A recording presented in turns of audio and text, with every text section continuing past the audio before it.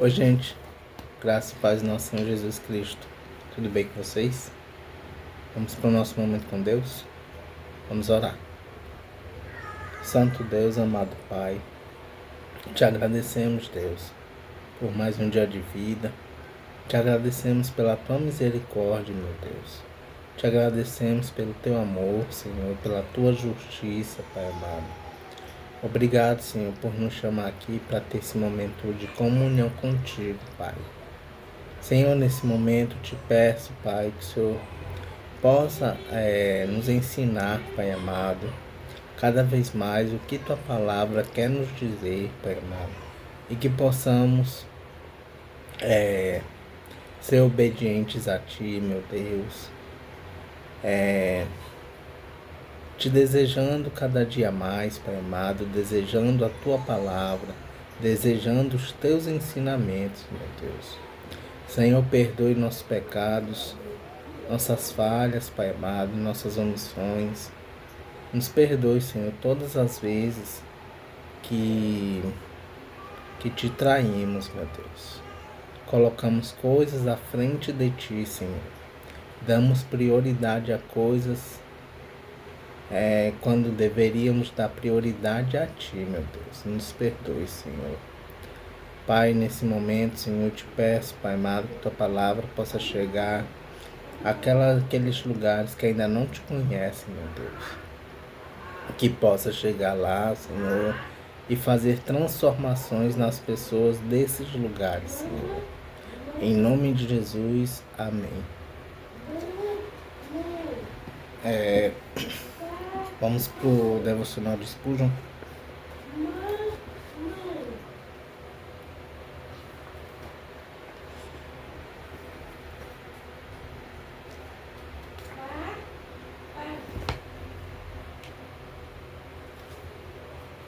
E hoje o devocional é referente a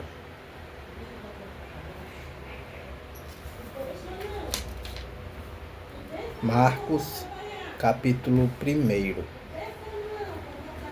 Marcos, capítulo 1.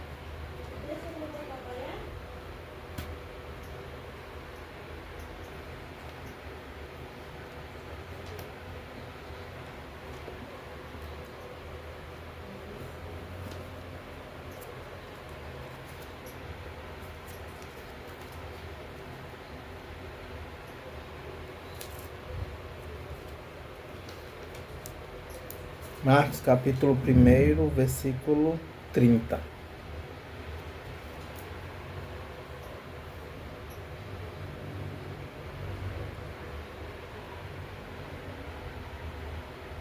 Que diz assim a palavra do Senhor. Vamos ler do 29, dos versículos 29 ao 30, tá? Para entender o contexto. Jesus cura a sogra de Pedro. Logo depois, Jesus, Simeão, André, Tiago e João saíram da sinagoga e foram até a casa de Simeão e de André. A sogra de Simeão estava de cama, com febre. Assim que Jesus chegou, contaram a ele que ela estava doente. Ele chegou perto dela, segurou a mão dela e ajudou-a a se levantar. A febre saiu da mulher e ela começou a cuidar dele.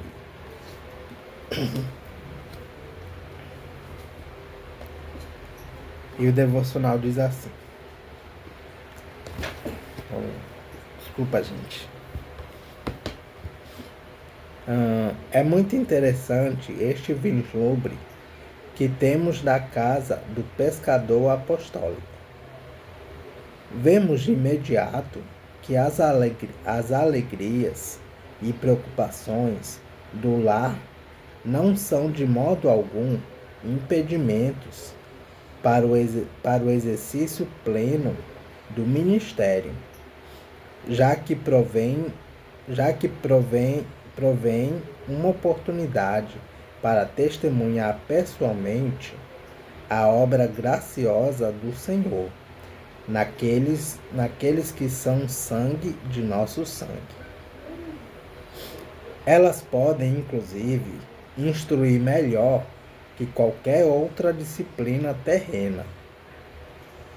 Religiosos, liberais e outros sectários podem depreciar o casamento, mas o verdadeiro cristianismo caminha muito bem com a vida em família no lar.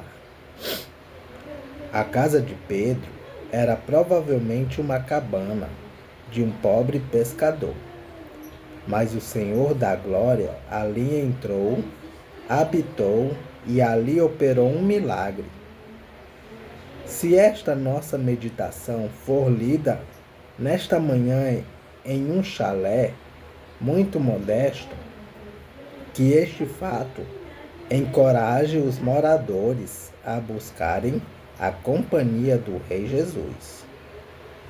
Deus está mais frequentemente em pequenas cabanas do que em ricos palácios.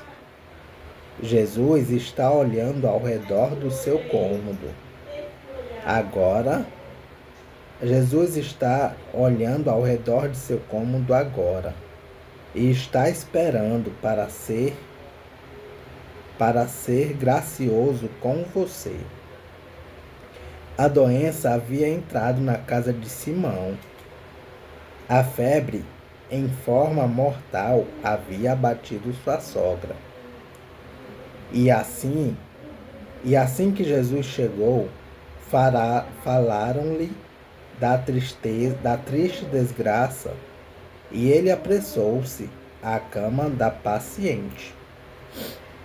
Você tem alguma doença em casa hoje? Você descobrirá que Jesus é, sem dúvida, o melhor médico. Vá até ele imediatamente e conte-lhe sobre a questão. Coloque o seu caso diante dele. É algo que diz respeito a um dos seus, e, portanto, não será insignificante para ele. Observe que o Salvador restaurou a mulher doente de imediato. Ninguém pode curar como ele. Não podemos garantir que o Senhor removerá toda a doença daqueles que amamos, mas sabemos que a oração confiante pelo doente é muito provavelmente seguida de restauração diferente de qualquer outra coisa no mundo. E quando isto não acontece, devemos humildemente nos curvar à sua vontade, pela qual a vida e a morte são determinadas. O coração afável de Jesus aguarda ouvir nossas aflições. Despejemo-las, então, em seu paciente ouvido. Amém.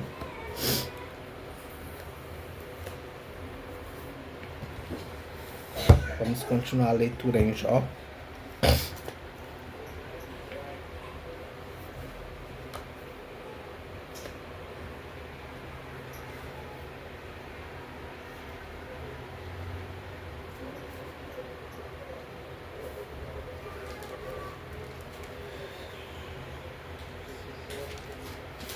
Jó capítulo 38. Diálogo final. Uma introdução que vai do versículo 38, versículo 1, ao capítulo 40, versículo 2, diz assim: Deus aparece em cena e dá a resposta a Jó. Capítulo 38, versículos 1 a 4. Essa resposta está dividida em duas partes, separadas por uma brevíssima resposta de Jó. Capítulo 40, versículos 3 a 5.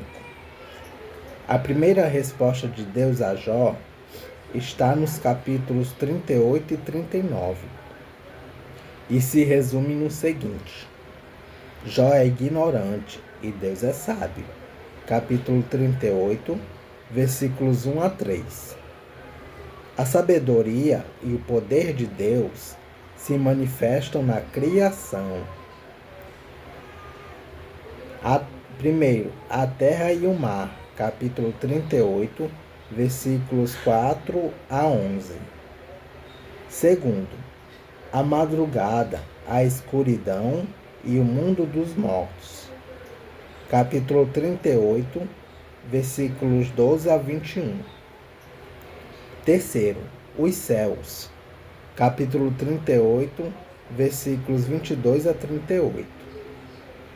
Quarto, os animais e as aves. Capítulo 38, versículos 39 e capítulo 39, versículo 30. E no final, capítulo 40, versículos 1 e 2, repete-se o desafio do capítulo 38, versículos 1 a 3. E o capítulo inicia assim: Depois disso, no meio da tempestade, o Senhor deu a Jó a seguinte resposta: As suas palavras só mostram a sua ignorância. Quem é você para pôr em dúvida a minha sabedoria? Mostre agora que é valente e responda às perguntas que lhe vou fazer. Eu criei o mundo. Onde é que você estava quando eu criei o mundo? Se você é tão inteligente, explique isso. Você sabe quem resolveu qual seria o tamanho do mundo e quem foi que fez as medições? Em cima de que estão firmadas as colunas que sustentam a terra? Quem foi que assentou a pedra principal do alicerce do mundo? Na manhã da criação, as estrelas cantavam em coro, e os servidores celestiais soltavam gritos de alegria. Quando o mar jorrou do ventre da terra, quem foi que fechou os portões para segurá-lo? Foi eu que cobri o mar com as nuvens e o envolvi com a escuridão. Marquei os seus limites e fechei com as trancas as suas portas. Eu lhe disse: você chegará até este ponto e daqui não passará. As suas altas ondas pararão aqui. De onde vem a luz e a escuridão? Jó, alguma vez na sua vida, você ordenou que viesse a madrugada e assim começasse um novo dia? Você alguma vez mandou que a luz se espalhasse sobre a terra, sacudindo os perversos e os expulsando dos seus esconderijos? A luz do dia mostra as formas das montanhas e dos vales, como se fossem as dobras de um vestido, ou as marcas de um sinete no barro.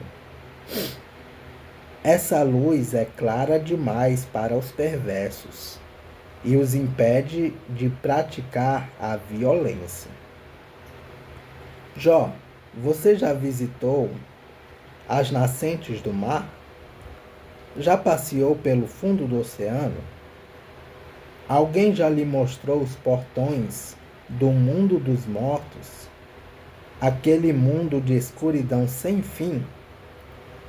Você tem alguma ideia da largura da Terra? Responda, se é que você sabe tudo isso. De onde vem a luz e qual é a origem da escuridão? Você sabe mostrar a elas até onde devem chegar e depois fazer com que voltem outra vez ao ponto de partida? Sim, você deve saber, pois é bem idoso e já havia nascido quando o mundo foi criado. Quem fez a neve e as chuvas de pedra?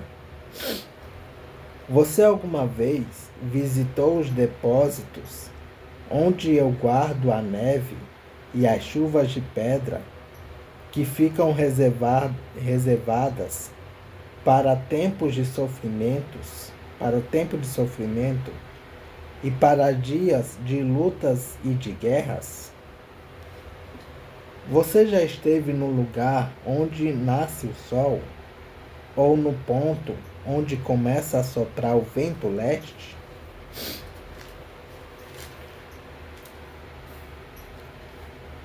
Quem faz a chuva, o orvalho e a geada e o gelo? Quem foi que abriu um canal para deixar cair os aguaceiros e marcou o caminho por onde a tempestade deve passar? Quem fez a chuva cair no deserto, em lugares onde ninguém mora? Quem rega as terras secas e despovoadas, fazendo nascer nelas o capim? Será que a chuva e o orvalho têm pai? E quem é a mãe do gelo e da geada, que faz com que as águas virem pedra e que o mar fique coberto de gelo, fique coberto por uma camada de gelo? Você conhece as leis que governam o céu? Será que você pode amarrar com uma corda as estrelas das 7 cabrinhas ou soltar as correntes que prendem as 3 Marias? Você pode fazer aparecer a estrela d'alva ou guiar a ursa maior e a ursa menor? Você conhece as leis que governam o céu e sabe como devem ser aplicadas na terra? Quem pode derramar a água em forma de chuva? Será que a sua voz pode chegar até as nuvens e mandar que caia tanta chuva que você fique coberto por um dilúvio? Você pode fazer que os raios apareçam e venham dizer-lhe: estamos às suas ordens. Quem deu a sabedoria às aves? Como o íbis que anuncia as enchentes do rio Nilo, ou como o galo que canta antes da chuva? Quem é capaz de contar as nuvens? Quem pode derramar a sua água em forma de chuva, que faz o pó virar barro, ligando os torrões uns aos outros? Quem dá de comer aos animais e às aves? Será que é você quem dá de comer às leoas e mata a fome dos leãozinhos? Quando estão escondidos nas suas covas ou ficam de tocaia nas moitas? Quem é que alimenta os corvos quando andam de um lado para o outro com fome, quando seus filhotes gritam a mim pedindo comida? Vamos para algumas referências e comentários do capítulo 38. Capítulo 38, versículo 1 de Jó. A tempestade é associada à presença de Deus. Referências: Êxodo capítulo 19, versículos 19 a 20. Juízes capítulo 5, versículos 4 e 5. Salmos 18, versículos 8 a 16. E Ezequiel capítulo 1, versículo 40. Versículo 4, na verdade. Capítulo 38, versículo 2 de Jó. Mostram a sua ignorância. Referências: capítulo 34 de Jó, versículo 35. E capítulo 42, versículo 3.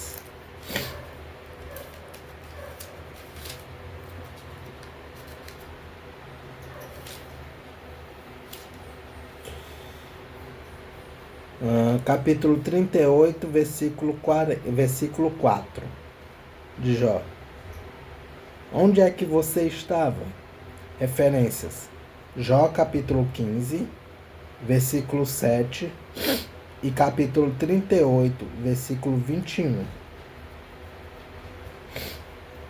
Capítulo 38, versículo 6.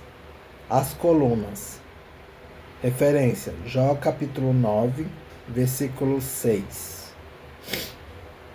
Capítulo 38, versículo 7. Servidores celestiais. Referência: Jó capítulo 1, versículo 6. Capítulo 38, versículo 8. O mar. Referência: Jó capítulo 9, versículo 8. Capítulo 38, versículo 13. A luz sacudindo os perversos. Referência: Jó capítulo 24, versículos 13 a 17. Capítulo 38, versículo 16. As nascentes do mar. Pensava-se que o mar era alimentado por fontes. Referências: Gênesis capítulo 7, versículo 11 e Provérbios capítulo 8, versículos 24 e 28. Fundo do oceano. Referência: Jó capítulo 28, versículo 14. Capítulo 38, versículo 21. Você deve saber. O que Deus está querendo dizer é exatamente o contrário. Jó não sabe, mesmo quando o mundo foi criado. Referência: versículo 4, do capítulo 38. Capítulo 38, versículo 22. Depósitos. Referências: Deuteronômio, capítulo 28, versículo 12. Jó, capítulo 36, versículo 27. E Salmos 1. Aliás, Salmo 135, versículo 7.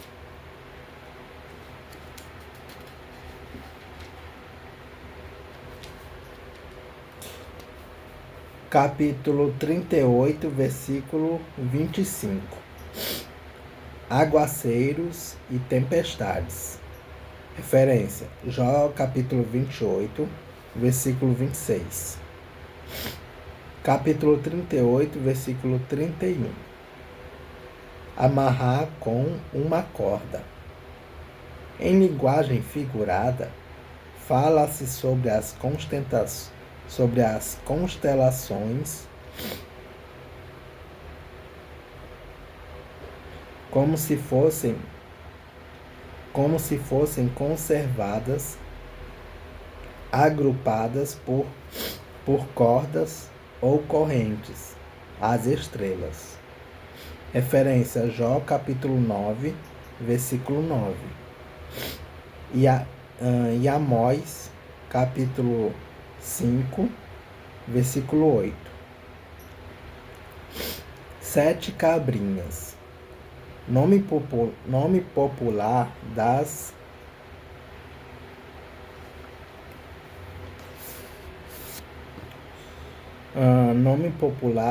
Pleiades, que formam um conjunto de 7 estrelas na constelação de Touro. 3 Marias, pequeno grupo de estrelas na constelação de Órion. Capítulo 38, versículo